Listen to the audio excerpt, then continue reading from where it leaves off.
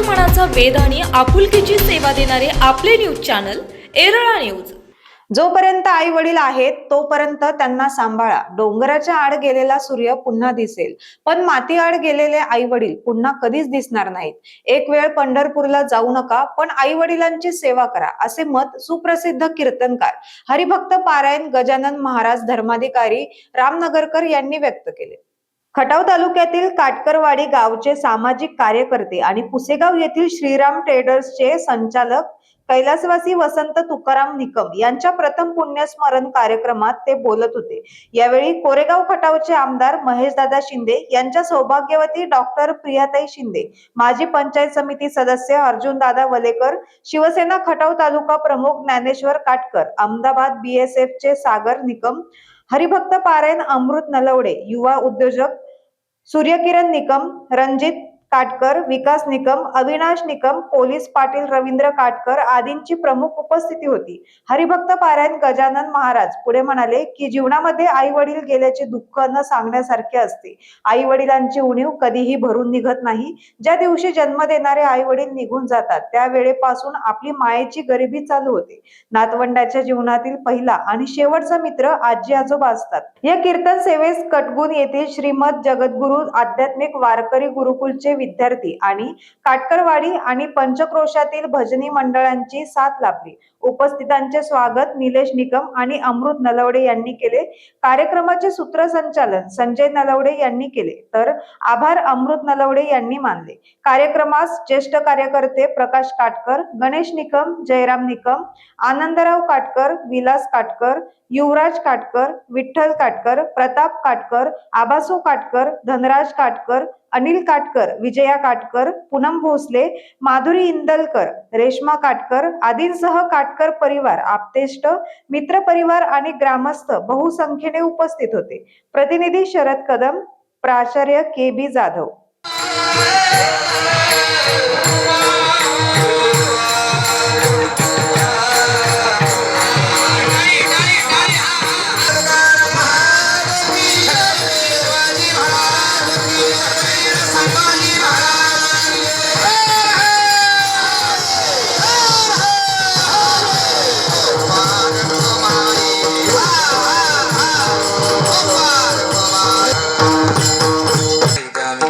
व्हावे उतराई ठेविता म्हणून काय द्यावे त्याशी व्हावे उतराई। मगाशी सांगितलं मी केवर आहे, नंतर एकदा काय यांचं तोंड घुसकटलं तर सगळा वाट लागल लागतेच।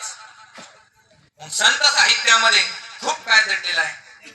औडंबरामध्ये नाचणारे आणि औडंबरामध्ये सुख आहे। संत समागमे, संतांच्या समागमामध्ये सुख आहे। संत हे अंतर्ज्ञानी असतात। हो, एक राजा शिकारीला गेला आणि त्याचं सैन्यच भरकटलं कुठेतरी। एक आंधळे साधू बसले होते। बाबा, आम्ही शिकारीला आलो आणि इथून म्हटलं सैन्य गेलेलं बघितलं का? काय काय बघितलं तुम्ही? त्यावेळेला सांगितलं पहिल्यांदा शिपाई गेले, नंतर मंत्री गेले, सेनापती दिसला कसा? साधू पुरुष बसला होता। त्याला काय म्हटले, हे आंधळ्या, इथनं आमच्या राज्यातली माणसं घेतात, आम्हाला बघितली का? त्यावेळेला साधू पुरुषानं मनात जाणलं की भाषेवरून, वाणीवरून विद्वत्ता कळते। अरे बाबा, गेला तुकोबरा या ठिकाणी खूप तळमळीने सांगतात, उपकार मानावे कोणाचे? ज्यानं जीवनाला चांगली दिशा दिलेली त्याचे अनंत उपकार असतात। ते भेटण्याचा संपणारा उपकार नसावा। अनंत उपकार, अनंत म्हणजे अमर्याद, त्याला मर्यादाच नाही असे उपकार, त्याचं वर्णन करतात। शेवटच्या चरणामध्ये सांगतात, काय द्यावे देशला तो का म्हणे वत्स धेनुवीचे चित्ती तैशे मज येती सांभाळीत। नेहमी सांगतो मी, प्रपंचातल्या आईचं एक उदाहरण देतात की घराला आग लागली आणि पाळणा होता, पाळण्यात बाळ ओरडत होतं, त्या ठिकाणी किंचाळत होतं आणि त्या बाळाची आई सगळा गावभर फिरत होती की माझं घर जळलं, पळा पळा पळा पळा, कोणीतरी वाचवा माझ्या बाळाला। पाळण्यात बाळ जळून खाक झालं, माणसं काय तिथपर्यंत पोहोचली नाही।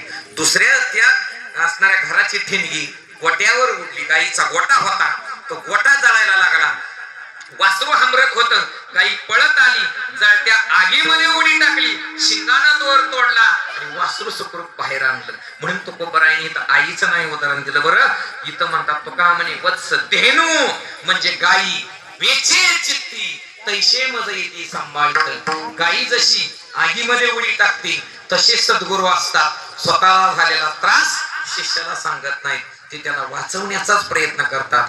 काय द्यावे त्याशी व्हावे उतराई, ठेविता हा पायी जीव ठेव थोडा. या ठिकाणी कैलासवासी श्री वसंत तुकाराम निकम यांच्या श्रद्धाचं औचित्य साधून या कथेचं आयोजन नियोजन म्हणजे संजयजी भाऊ आणि अमृत भाऊ या दोन रत्नांच्या कृपेनं मला या शिवीची संधी मिळाली. तसं मला वाटतं काटकरवाडीमध्ये माझं पहिलंच कीर्तन आहे. तालुक्यातलं गाव, जवळचं गाव, पण पहिलंच कीर्तन. इथलं पहारूड एक वेळ आलं होतं, त्यातले बघा ते साक्षीदार बाबा दिसतात मला. गारवडीत आलता तुम्ही पहारूडला असं वाटतंय मला. 2 नंबर असो. या ठिकाणी एक घरातलं वडील हे छत्र हरपलं, त्यांच्या पश्चात असणारे त्यांच्या सुकन्या, त्यांची असणारी मुलं यांना सुख शांती समृद्धी लाभो ही प्रभूचरणी प्रार्थना करतो.